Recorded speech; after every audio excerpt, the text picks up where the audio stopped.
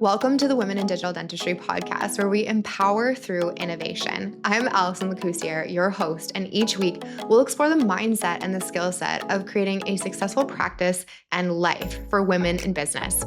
From the latest in dental technology to mastering marketing strategies, creating team synergy, cultivating a powerful money mindset, this podcast is your resource to empower yourself and your team to have the most success possible. Whether you're an established business professional or just beginning your journey, we're here to help you unlock your full potential, lead with confidence, and have an incredible journey along the way. Welcome to the Women in Digital Dentistry podcast.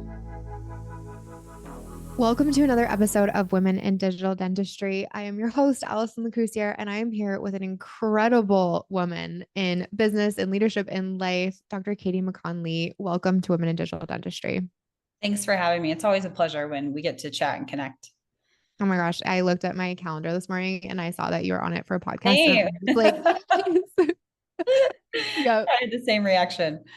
Every time I get on a call with you, I learn something new. And so, which is why I invited you back to the podcast. We had a podcast last year, which is where I think we met. I think so. Yeah, I got to interview you and I got to hear your story. And from there, now I'm like one of your biggest fangirls, because I just love everything you're doing in the industry, which I am so excited to share with everyone here. So I would love to just open this up if you want to introduce yourself to our community, and then I'll share a little bit more. But who are you and how do you serve our industry? Sure. My name's Katie Lee. I'm a general dentist based out of, I live in Aurora, Colorado.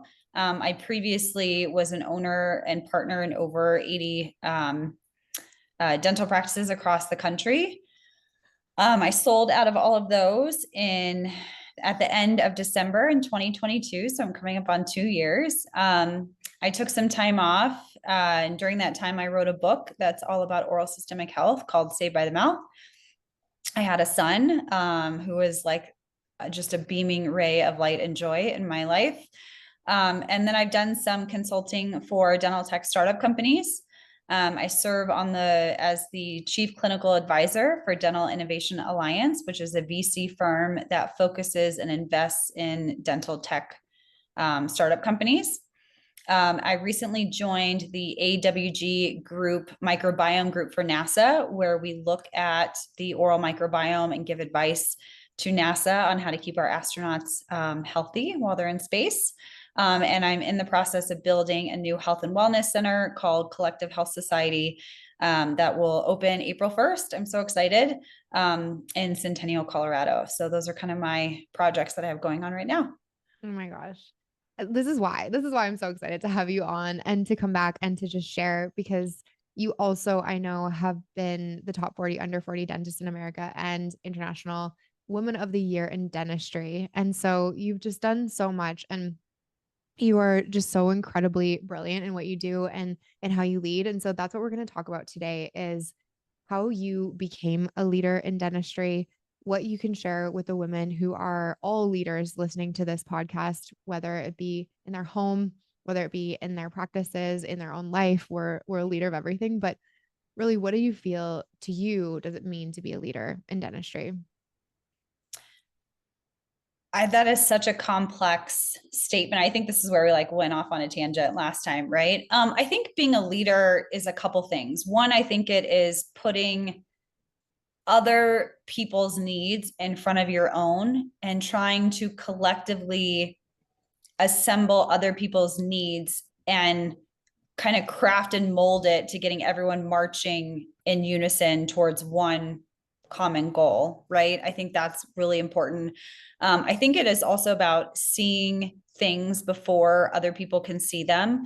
You know, John Maxwell talks about this all the time, that leaders need to see more and they need to see before other people. So you need to be able to kind of be like this prophetic person to your team and kind of lead them down the path that you think that they should go towards.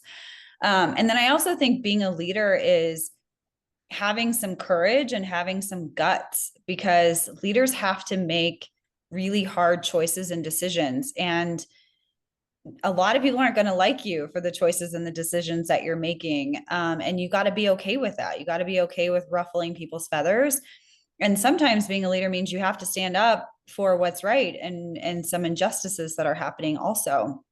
And so I think being a leader, you have to do that as well. Not be afraid to stand up. Why do you think women are afraid to stand up? I mean, I'm going to say like everyone is afraid to not be liked, to maybe ruffle feathers, but I feel often, and even myself included, like I don't want to make people upset with me. It's hard sometimes, but then you also don't want to be the nice person who is being bulldozed all the time. Why do you think we struggle with this? Um, I am not an expert in this whatsoever, but just speaking from my own experience, like, I think women are raised to be people pleasers, right? Like, we're not raised to stand up to other people. We're raised to please. We're raised to accommodate. We're raised to serve others. And those are all things that you can do as a woman leader, but there needs to be an and, right? We can people please. We can serve others. We can accommodate, and we can also stand up for ourselves and our business and what's right. And so I think a lot of times we get into this process or this thought, this what am I trying to say? This thinking pattern of it's either or, right? I can't be a people pleaser and a leader. Or, I have to choose to be a people pleaser or a leader. No, you can do both. And you can oscillate back and forth between the two pillars. But I think it's how we're raised. Women, we're not raised to ruffle feathers. We're supposed to do the opposite. We're supposed to calm everything down, right? We're supposed to bring peace back into the home and peace into the relationship. And so I think, yeah, you have to shed some of those old shells that we kind of grew up with. Upgrade, if you 100%. will. 100%. And I've done a ton of research on this because I'm like, why? But it affects and impacts everybody differently, and everybody's why is different. But one of the interesting things that I've found is that it's like women, number one priority for women is to be safe. Yeah. It's for us to make sure that we're not putting ourselves out there to be attacked, to be, like whatever. It's just we have this inherent need for safety. And so in the past, kind of historically, it wasn't in our best interest really to be seen from so many different places and to be, the head of something, because being smaller and quieter and less noticeable was actually going to keep us safe. And so I've always thought about that to be so interesting, is like us getting on stages or getting in front of our teams or getting on a podcast or any experience where we're putting ourselves out there. There's a natural kind of incongruency within us because it's like, oh, will I be safe? Like I'm putting myself out there, but it's something we have to kind of overcome, override, work on our neural pathways and be able to really change that internal narrative so that we can do the things that we want to do in our lives Yeah. and be that great leader. And when you put yourself out there, you're exposed, right? It's like you're Mhm. standing naked in front of everyone. So I totally resonate with you saying it's about safety. I can see that 100% because you're no longer safe. You're no longer protected behind the walls of whatever. Yeah, it's like standing naked in front of a room full of people. 100%. You definitely get this like visceral response, right? When you put yourself out there. And I think it is against our biology. But as you mentioned, we're very fortunate to have neuroplasticity and we can create all of these new pathways in our brain. And neuroplasticity is a muscle, right? I think of the brain and the pathways in our brain as muscles. And, unless you work them, they're not going to be very strong. So in the beginning, and I have to remind myself of this all the time when I'm trying something new, I'm like, oh, this is so hard. This is so hard. I keep messing this up, or I keep forgetting, or I'm not good at this. And I have to remind myself, like, this is a muscle. It's just like when you work out, you can't go squat 250 the first time you go to the gym, right? You got to work up to that. So yeah, thanks Yes. for bringing it up. 100%. And for anybody who is like super nerdy, I mean, anybody that's listening to this podcast, I'm sure you have like a little bit of nerd in you, because we're women in digital dentistry, but go in YouTube, a neural pathway being formed or connected, because it gives you this like visual response of like what's actually happening in your brain as you're changing your behavior and your thought patterns. And it allows you to really just get like a visual image of what you're actually doing when you're changing your thoughts and expanding outside of your comfort zone. Love that. I'm going to do that when we're Yeah. done. Yeah, I'll send you a link to it. It's pretty cool. um, but one thing that I've really come to learn as an entrepreneur in the last 5 years of running my organization, multiple organizations, is that success and longevity comes from being connected to your passion Mhm. and being very aligned with the mission that you're on. Like you or myself or many of the women listening to this, like we have the intelligence, we have the skill set and the mindset to do really anything that we want. And yet, when we choose something that is maybe not in alignment with us or we're not passionate about, the success doesn't go very far. And so, from listening to where you've come from and where you've gone and all the things that you've done, and you're still so young to be able to do this, like I know I'm like, you have a deep passion for this. There is like Mhm. a very deep passion in the work that you're doing. Where does that passion come from? So, and I think I mentioned this last time on the podcast. So when I was 14, I was in an ATV four-wheeler accident where I ran into a telephone pole, broke everything in my face from my eyebrows down. I was in a coma for a few days and had my jaws wired shut for 2 months. And I lost a bunch of teeth during that process. And I ate foolishly ice cream, mashed potatoes, and jello and pudding for 8 weeks. And as you can imagine, I just became severely malnourished, was emaciated, dropped down to under 100 pounds. Plus, when I was in the accident, I had broken a bunch of teeth and lost teeth that they didn't repair before they wired my jaw shut because stabilizing my jaw was much more important at the time. And so those teeth just got infected, began to decay because of my diet. And so I experienced a lot of dental pain that couldn't be fixed because nobody could get in there to fix it. But then systemic issues as well. So my liver enzymes spiked, my kidneys started shutting down. And then there's the whole, emotional and mental toll that going through a traumatic accident like that and then not being able to smile or open your mouth does to you. And so I learned at a very young age just how important your oral health is to your overall health. And before my accident, I actually wanted to be a plastic surgeon. And then after my accident, it was just very clear to me the moment I hit my head. It was like, and literally hit my head. It was, no, I need to be a dentist because I need to educate everybody else like just how important your mouth is and how it can affect every part of your well-being. And plus my dentist was so compassionate and showed so much empathy towards me as I was going through this whole process. I was a teenage high school girl without front teeth. That's like mortifying. um, and he was just so kind and empathetic and took the time to really spend with me when I would go see him. And my medical doctors, I'm sure that they're so busy, right? They have 100 patients to see a day. They just treated me as like a cadaver, right? Coming in that needing care. And so I was like, I want to be part of a profession that actually gets to make a personal impact in people's lives. And so dentistry was it for me. And I've just been on this like crazy mission ever since to bring oral systemic health to the world. I love that. What is it that drives you every day? Because you have these big projects which require big energy, and that big energy must come from a place of a vision of the future of bettering something and making that impact. What is fueling you right now? I get really excited when I explain oral systemic health to someone or how their oral condition could be affecting whatever ailment that they're suffering from. Because a lot of times people will say to me, I've been doing all the things, I'm suffering from infertility, right? I do a lot of infertility work. And so people will say, I'm spending hundreds of thousands of dollars on fertility care.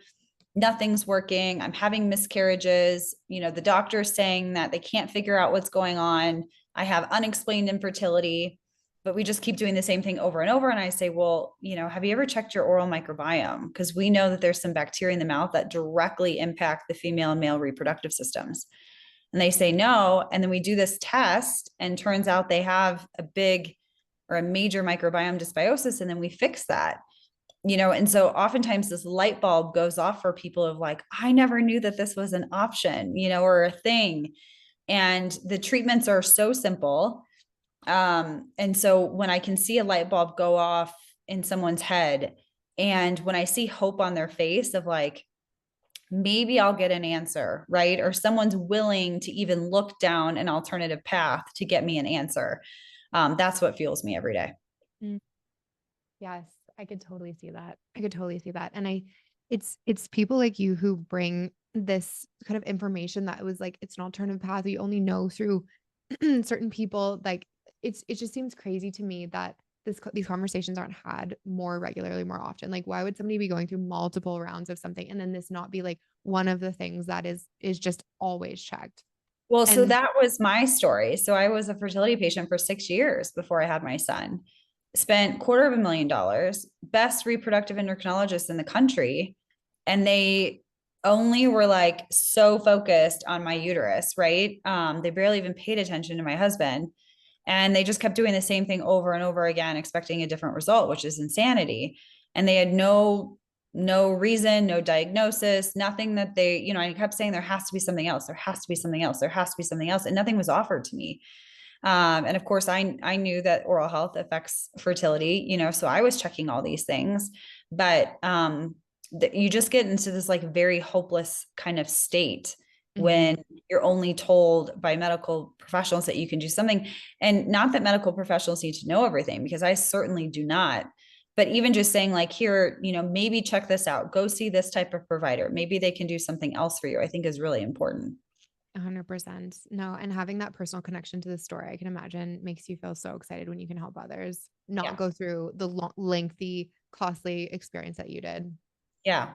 For me, a lot of my passion stems from like just that, a personal experience that I had that didn't go so well. Here's what I learned. And then I get really excited about sharing that with everybody, Yeah. whether it's like accounting or taxes or like, opening a business or construction. I'm like, oh my gosh, I just learned this thing. Let me, go out and tell everybody about it. No, I'm the exact same way. And I have heard this before that everything that we go through in our life that's really challenging is designed and meant for us to then go and serve someone else around it. Like everything we go through is not for nothing. It's for us to serve and support those that, maybe are just months or years behind us on that journey or haven't gone through what we've gone through yet.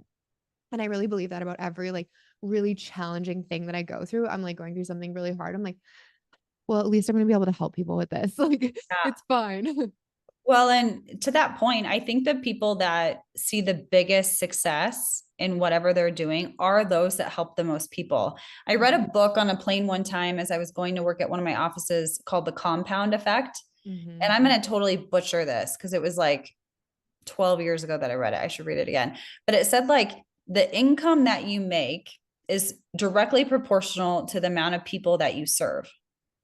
And it's not, yes, we want to make money, but I'm thinking more about it in success, right? So the more people you can serve, the more successful you will be. And Mhm. so that made a lot of sense to me. And it was such a simple statement.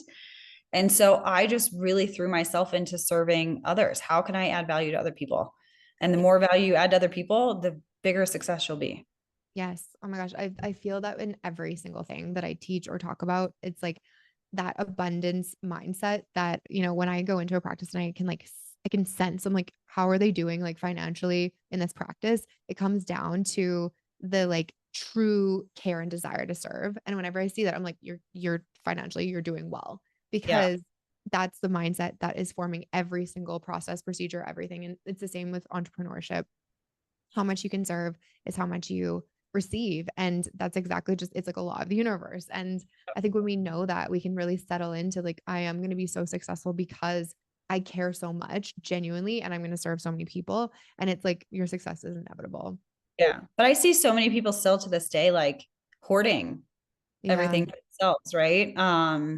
And their success is very limited because of that. But they don't want to share their secrets. They don't want to share what they've learned. They don't want to share their knowledge. They keep everything super close to the vest. But their world becomes very, very small.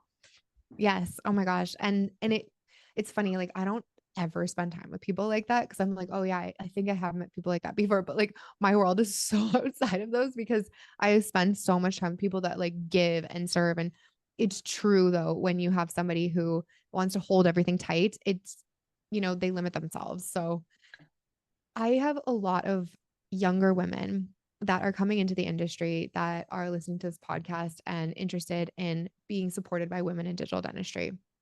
And that's really what my mission with women in digital dentistry was. It was to serve the young women that are coming into this industry to help them overcome challenges faster, to not have to face the same problems and mistakes, or most importantly, really, is to not feel alone in their struggles. You have done so much. You have had so many experiences and you have such a beautiful mindset around success. What do you want women in dentistry who are entering the industry today to know? Um, I mean, to know, I would say it's like just be excited and know that it's a great industry. My advice for them would be to join some sort of group or community, and team up with people who already have what you have. Like, I'm a big believer in don't reinvent the wheel. Mhm. I always say that I stand on the shoulders of giants. So, like, everything that I've done, none of this is new. I usually will find someone that I really admire and look up to, or that has done something that I am interested in getting into. And I'll ask them, if they'll be my mentor or help me, or, hey, can I bounce some ideas off of you or call you from time to time? I'm not afraid to ask for help.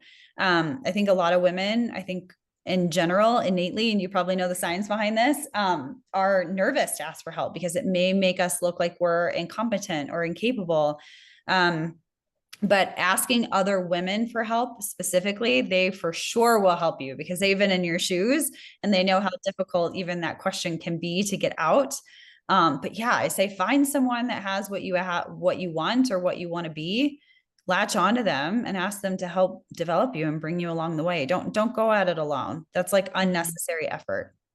100%. I once had a stranger on an airplane give me her baby for 30 minutes while she went to the washroom because I think she like wasn't feeling well. And I did not know her, but I was like, I think any woman sitting there would be like, of course I'll help you. Like, what can I do? And that's just like 100%. the innate nature of women. And Yeah.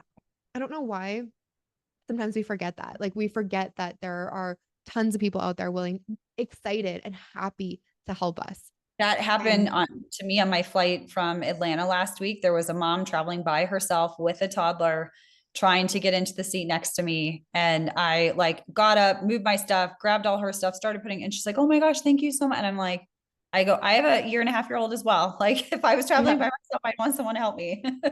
yeah. So for And sure. it's so funny because when I tell that story, like when I got off the plane, I like shared it with like my brothers and other men, and they're like, "What? Like you just held her, babe. You just took it." And I was like, "Of course. Like I would help her. Like she needed help, so I helped her. It's very like Yeah. natural for us to do these things, but Yeah. I it's would say for sure women want to help. I'm sure men do too. I'm not a man, so I can't speak for them, but we do want to help other women. Mhm. But the weird thing is, I think sometimes we don't remember that, or there's this like gap between, oh, no one else is feeling the way that I'm feeling. No one else is thinking the same things that I'm thinking. No one else has the struggles that I'm struggling with. So I should just not say them because I don't want to look inadequate or look like I'm the only one struggling with these things. But truly, that's not the case. No. And I've been a part of a lot of or several different like business groups. Some were inside dentistry, some were outside, life coaching groups, wellness groups, business entrepreneur groups, all of this. I can tell you from every single group, the struggles are all the same, all the same.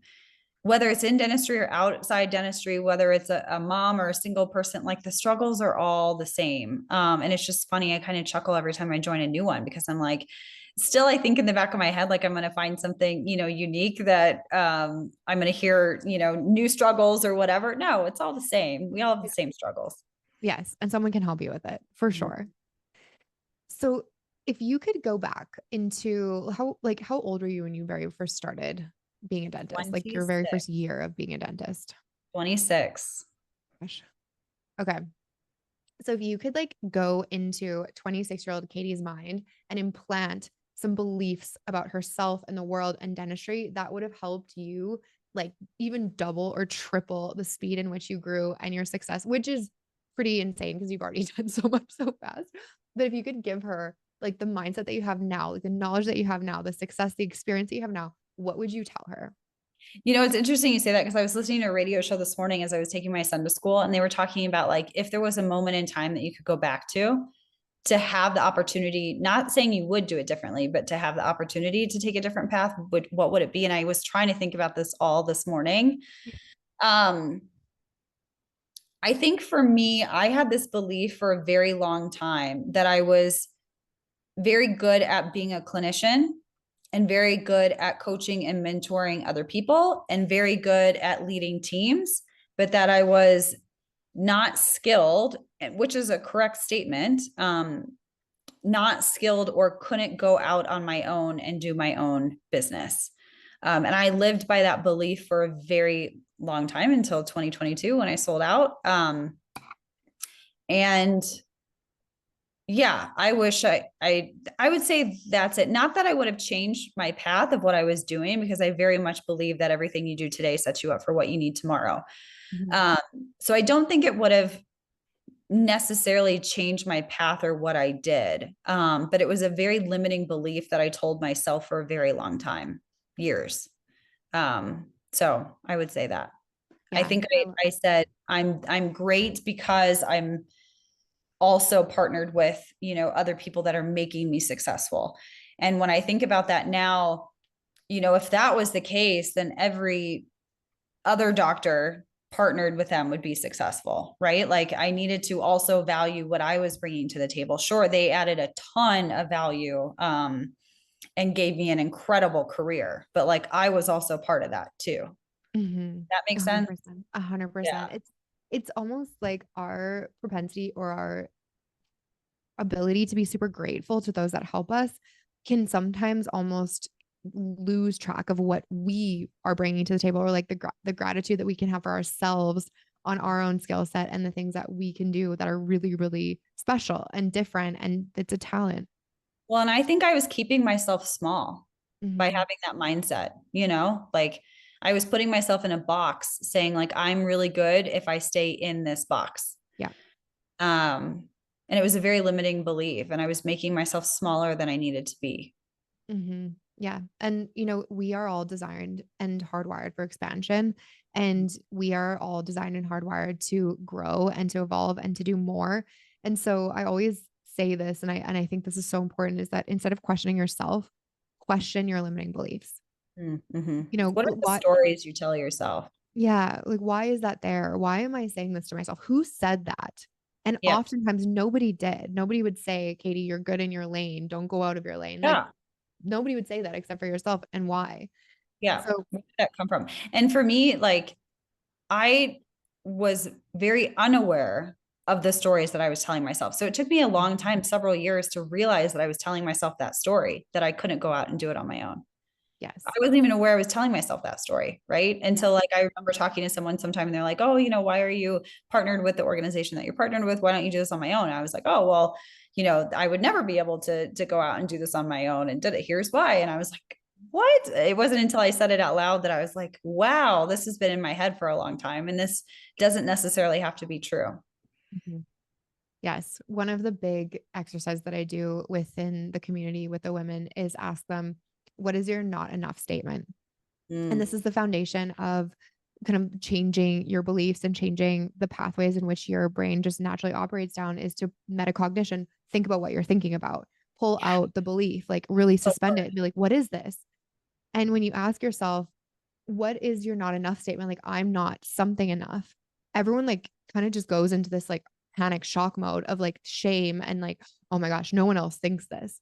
And the funny thing about it is that as soon as they pull it out and they like write it down and they look at it and they like want to hide it from everyone, when you like point it out to everyone else and everyone else looks at that not enough statement, every single person, one, has one, and two, most of them are similar or if not the same. yeah. And so when you can pull that out and then just say, actually, that is not true. And why do I believe this? And where did this come from? And then what do I really want to believe that is going to serve me? That's how we jump those levels. And that's how we do the things that we want to do in our life. I love that. And sometimes it's something else that I found to be true for me is old stories. So like Mhm. things that were true for me in high school, right? That were true then, but are no longer true, that I still am carrying around as like a limitation that I have. And I'm like, wait a second, I outgrew this 20 years ago. Why is Mhm. this belief still there? For example, like I'm not good in social situations. Well, it was true in high school because I was undergoing all of these facial reconstructive surgeries and had no front teeth. I was not good in social situations, but like it's not the case anymore. So why am I still telling myself that? And I have Yes. reason to not be good in social situations then. But I carried that with me for a long time, saying I had social anxiety when like I really didn't. You just went through something very traumatic and I just went through challenging. something traumatic. Yeah. And so I was working with a life coach one time, last year or the year before. Yeah, I think maybe yeah, I don't know. Everything blurs together. But she asked me, like, what are some of the stories, old stories that you tell you? And I was saying all this stuff. And she's like, so when did you outgrow that? And then I would tell her when that ended. And she's like, so why are you still carrying that around? And I'm like, I don't know. Never thought about that. You're like, great question. Yeah. But no, that's like truly one of the powers of like, I mean, leadership is first self leadership, understanding yourself. And then that's how we get to step into that highest level and truly do the things that we want to do in our life, which brings me to understanding what you are working on right now with your facility. Can you please share with our audience, like, what does that look like? I'm so excited to come and visit. You shared this with me a couple of years ago now, which is Yeah. kind of crazy, but I cannot wait to see it come to life. Share with our audience what you're working on. So I decided that if I was going to get back into the game, I was going to do it the way I want to do it, which is being able to treat patients collectively. Meaning, what I would notice is if I would go in and try and fix the patient's oral microbiome or fix their airway or add teeth back in, with implants or something, they oftentimes had all of these other systemic ailments that were contributing to their oral conditions, or the oral conditions were contributing to the systemic ailments. And so I would refer patients to their practice, or I'd say you need to go see this type of practitioner, because I can only do so much in your mouth, and my results are only going to be, my results are limited by, the constraints of your body and your overall health. So we need to improve some other things. But what I would find from patients is they'd say, I don't have that practitioner as part of my team. Where do I find one? Or I can't get into mine for 4 to 6 months, or I went and saw them and they think that you're cuckoo. So I decided that if I was going to get back into dentistry, that I'd want to do a fully integrated functional dental medical clinic. So I purchased a building. We are mid construction right now. It's called the Collective Health Society. Will be open April 1st. So really pumped about that. And it's fully integrated functional biological dentistry, where we focus on oral systemic health, microbiome, dental implants, bio materials, things like that. I'll have a functional medicine doctor that works there, nutritionist, an IV infusion lab. And then we'll add more providers in the future, chiropractics for sure. Then I have a sleep apnea and aligner clinic for palatal expansion, for airway treatment, and myofunctional therapy for kids. And then upstairs, I have a training and education center where we will be training practitioners across the country on how to do practice like this, and providing patient education as well. So really excited about it. I just got goosebumps. This to me is the future of dentistry. This is the way that we get to take care of our patients. That just settles something in my soul when it comes to caring for people. Like, can you imagine the impact that you're going to make with those patients that are walking out of your clinic? Like, I'm excited. And from a patient's perspective, when I was going through my stuff, like I lived in a small town. So like my dentist was in my small town. My oral surgeon was in Chicago, which was 90 minutes away. My my wrist doctor was in Champaign, which was 60 miles south of where we were driving all over the place. And we were compliant with what we needed to be compliant about, because I wanted to be fixed. But so many times, like, patients don't have the luxury of seeing multiple different providers, multiple different days, because they have families to take care of, jobs they have to do. And so my whole vision is, if I can put all those providers in one location, so someone can take a day off work, they can come get their dentistry done, their blood work done, their microbiome tests, stool tests, everything done in one location, one spot, same day. That's what we want to provide for people. yeah. And all of the doctors are talking to each other and they have the results and they can, work on the diagnosis of All a work human. together. Yeah. Oh, wow. Wow. What would you say you are the most excited about with that vision? I'm most excited about two things. One, seeing the type of results we can get for people, because like I said, my results were limited to like, our patient's going to be compliant on other things. So just being able to actually see, right, on paper, the data of their blood work, of their microbiome tests, their stool tests, hormone tests showing improvement would be really cool. And then the second thing is like showing other providers that this type of practice is out there and is available to them. And because I have a hard time believing that if people knew that you could practice this way, that people wouldn't practice this way, right? I just don't think they know how to do it yet. And if we can figure that out and help other people, I think that'd be really cool. Yes, I absolutely agree. And I do sense, like, with kind of the web I have in the industry and the people that I talk to, like, I feel like this is so needed. This is what the industry wants. This is what clinicians want. This is what patients want. And I think it's going to revolutionize the way that we practice dentistry. I'm so excited for it. Hopefully. Ugh, Katie, thank you for just being who you are, for inspiring those around you. Something that I think about you is that, like, when we expand into our greatest potential, we're helping so many other people just by being who we are. And I feel like so strongly that is who you are. Like, just by being your Oh, most like passionate, hardworking, like badass self who is breaking boundaries and really showing other women what's possible for them just by you being who you are is helping and serving so many people. So thank you. And thank you for sharing your story so vulnerably. Thank you for all of the mindset shifts, information, all of the fantastic conversations that we have. The community really, we're grateful to know you. yeah. Well, and thanks for telling me that too, because I think one thing as humans we forget is that sometimes you need to hear, that you're on the right track or you're doing a good job. Especially as women. I mean, we show up for everybody else, but we don't always show up for ourselves, right? So it's nice to get a pat on the back. So thank you for that. 100%. And I know sometimes like as women who are just like badass, like going, crushing their goals, we almost like look at them and then we're like, oh, they don't need anybody to say you're doing a fantastic. It's not true. It is It's not true. usually the opposite. It's true. We're usually crying in our bed on our pillow at night, being like, I'm such a failure. Nothing's working.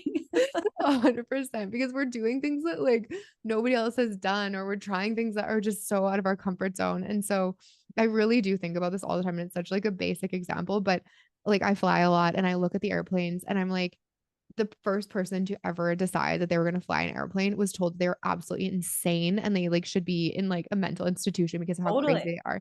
And it is kind of crazy. Like when I look at an airplane, I'm like, it's so big and it's in the I sky. still don't understand how they work. Like, and I had a fear of flying for a long time. I kept trying to like research, like, how is this a thing? I still don't get it.